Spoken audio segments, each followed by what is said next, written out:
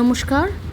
আজকে 15ই June father's day, কিন্তু যেদিনের ভিডিওটা তোমাদের সাথে শেয়ার করছি সেদিন ছিল কিন্তু 11th মে মাদার্স ডে। তাই আমি আর আমার হাজব্যান্ড আজ মায়েদের সমস্ত কাজ থেকে ছুটি দিয়েছি। দেখো, আমার হাজব্যান্ড সকালবেলা উঠে চা বানাচ্ছে, মায়েরা এখনও ঘুম থেকে ওঠেনি। এই যে চা রেডি, আর মারা সারপ্রাইজ সকালবেলা আমরা সবার আগে উঠে কেন চা বানিয়েছি মায়েদের জন্য বুঝতেই পারছে না, তখনও কিছু বলা হচ্ছে না। এই দেখো, এই এখন আমি মাদার্স ডে উইশ করলাম। কি হাসি, ঘুম থেকে উঠে ভাবতেই পারেনি যে এত সুন্দর একটা দিন। মায়েদের জন্য একটা কেক আনা হয়েছিল। এই দেখো, দুই মা খুব খুশি, ভাবেইনি তাদের জীবনে তো এরকম কোনো দিন আগে আসে না। দেখো, তাদের খুশি করাবার কোনো চেষ্টা আমাদের ছিল না, কারণ আমি জানি মায়েরা অল্পতেই খুশি। এই দেখো, দুই মা মিলে একসাথে কেক কাটছে। যেহেতু আমার মা আমার সাথেই থাকে, তাই একসাথে সবাই মিলেমিশেই আমরা মাদার্স ডে সেলিব্রেট করেছি। এই দেখো, তারপরে ছেলেরা খাইয়ে দিচ্ছে, আমি খাইয়ে দিচ্ছি।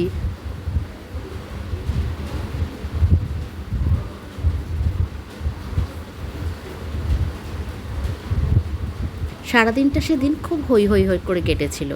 আর মায়েদের জন্য সারপ্রাইজ হিসেবে ছিল সারা দিনের ছুটি। আমি আর আমার হাজব্যান্ড দুজনে মিলে রান্না বান্না করেছিলাম। আর মায়েদের জন্য আমার হাজব্যান্ড বানিয়েছিল সেদিনকে দেখো এগ চিকেন স্যান্ডউইচ আর জিলিপি। আর দুজনের জন্য গিফট হিসেবে ছিল এই দুটো চকলেট। পেয়ে দুজনে খুব খুশি হয়েছে, সেটা তাদের মুখ দেখলেই বোঝা যাচ্ছে। আজ ফাদার্স ডেতে আমার বাবাকে শুধু একটা মালা ছাড়া আর কিছুই আমার দেওয়ার নেই। বহু বছর হয়ে গেছে, বাবা আমাদের ছেড়ে অনেক দূরে চলে গেছে। যেখানেই থাকো ভালো থেকো। এই বাবাকে ফাদার্স ডে উইশ করতেই এক গাল হাসি, কিন্তু ছবি তুলতে গিয়ে কতবার যে ছবি ডিলিট করতে হলো। যাই হোক, সুস্থ থাকুক, ভালো থাকুক এই মানুষগুলো আমার জীবনে, এটাই আমি চাই। এই মানুষগুলোকে নিয়েই তো আমার সংসার, তাই এই দুই মা বাবা এদের হাসি খুশি মুখটাই আমি দেখতে চাই সব সময়। আর এই বাবার জন্য ছিল গিফট হিসেবে রসগোল্লা, বাবার ফেভারিট মিষ্টি। বাবা মিষ্টি খেতেই খুব ভালোবাসে, তাই বাবাকে শুধু তার প্রিয় মিষ্টি দিয়েই ফাদার্স ডেটা উইশ করলাম।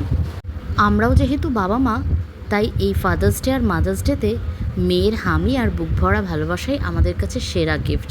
ও তো এখনও অনেক ছোট, তাই এখনও সেলিব্রেট করার মতো জায়গায়ও পৌঁছয়নি। আর আমাদের দেখেই হয়তো জীবনের এই ছোটো ছোটো জিনিসগুলো একদিনও শিখে ফেলবে।